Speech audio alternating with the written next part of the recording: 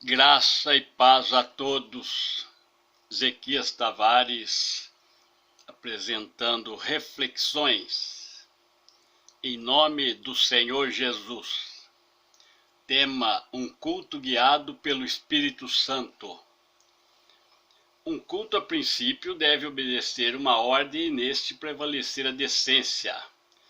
1 Coríntios 14:40. Se houver uma programação, não fica espaço para a atuação do Espírito. Vejamos as diretrizes que São Paulo coloca à congregação, pois no caso aqui este não se dirige a um indivíduo como as cartas a Timóteo, mas à igreja. Não extinguais o espírito, não desprezeis as profecias, examinai tudo, retende o bem. 1 Tessalonicenses 5:19, 20 e 21. Isto partindo de São Paulo, um homem que foi arrebatado ao terceiro céu e recebeu revelações diretas, muitas das quais inefáveis, não podendo serem reveladas por conta da imaturidade dos crentes da época, pois ele não poderia oferecer mantimento sólido, mas diz que alimentava a igreja com manjar. Homem com tal autoridade que ousa dizer: o segredo dos homens será julgado segundo o meu evangelho, e sendo ele o único a ouvir a voz do Cristo glorificado, o que lhe converteu instantaneamente, muito diferente de Pedro e outros, merece crédito por suas palavras, são ordens. Logo, programando um trabalho de culto, estamos extinguindo a atuação do Espírito Santo. Em negar a importância das profecias, idem. E em não examinando tudo e retendo o bem, estamos nos furtando e muito. Aqueles que têm acompanhado nossos vídeos estão inteirados sobre a cautela referente a profecias. Toda moeda tem dois lados. Todavia, não permitamos que a cautela nos engesse e cegue alguma virtude. Paulo disse que não poderia alimentar a igreja porque eram como latentes, não poderia, oferecer um sólido mantimento. Fica complicado, pois Jesus disse que o povo não suportaria ainda o que deveria ser dito, porém o Espírito Santo que ele enviaria o guiaria em toda a verdade. Logo, em se tolhendo a sua atuação ou negando-o como fazem algumas doutrinas, o que essa igreja vai aprender?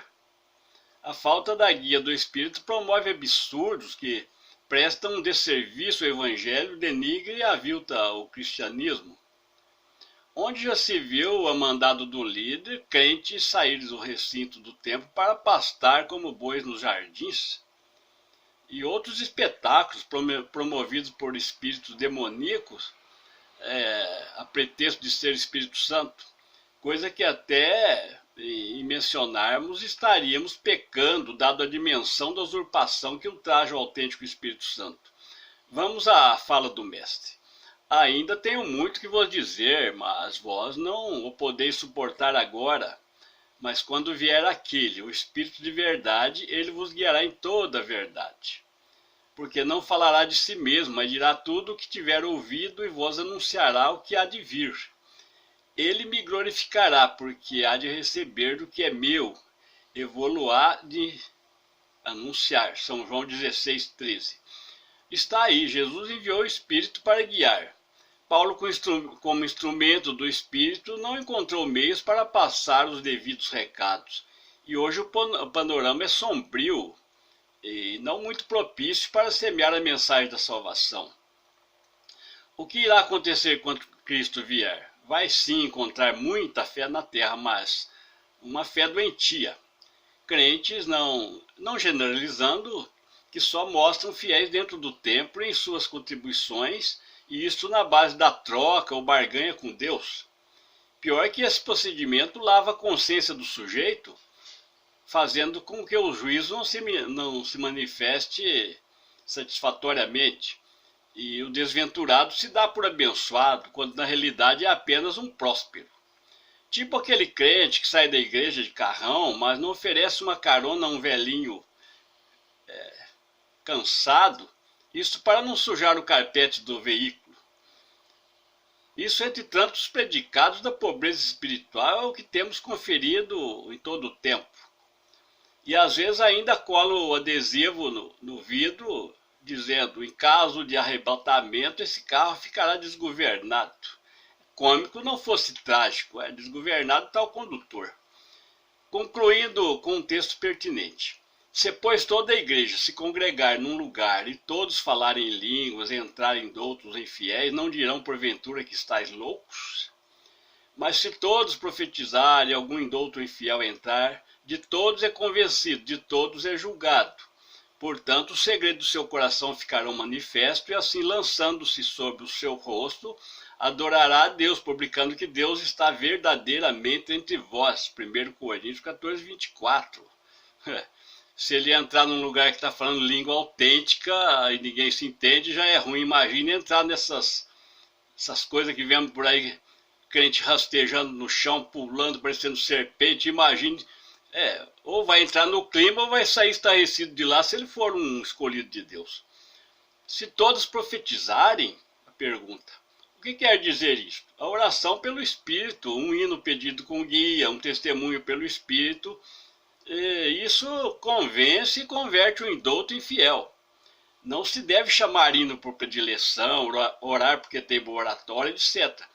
Quanto à ministração da mensagem, se o pregador não estiver baseado na letra, esta pode ter parte profética, porém não do tipo, eu profetizo para a igreja, eu determino. Vamos ler aqui Lamentações. Quem é aquele que diz, e assim acontece, quando o Senhor não mande? Lamentações, Jeremias 3,37. Para sermos francos, há uma multidão insana buscando quimeras e vendo miragens devido à falta de água da pedra viva.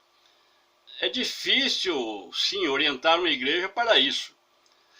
É difícil, mas o resultado é divino. Narramos uma experiência.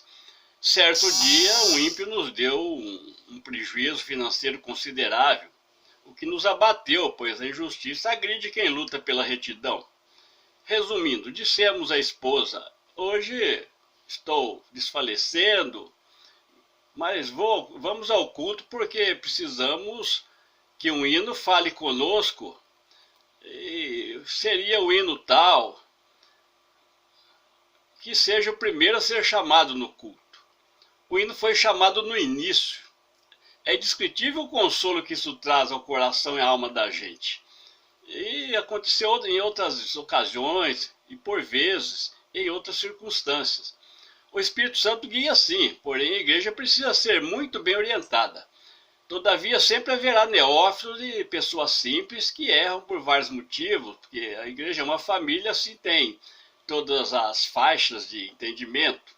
Entra então o ensinamento, suportando-vos uns aos outros, exortando uns aos outros durante o tempo que se chama hoje. Aos Efésios 4:2, Colossenses 3:13. Não odiarás o teu irmão do teu coração e não deixarás de repreender o teu próximo, e por causa dele não sofrerás pecado. Isso é antigo, Levítico 19:17. Graça e paz a todos, ficam na paz e na comunhão com Deus.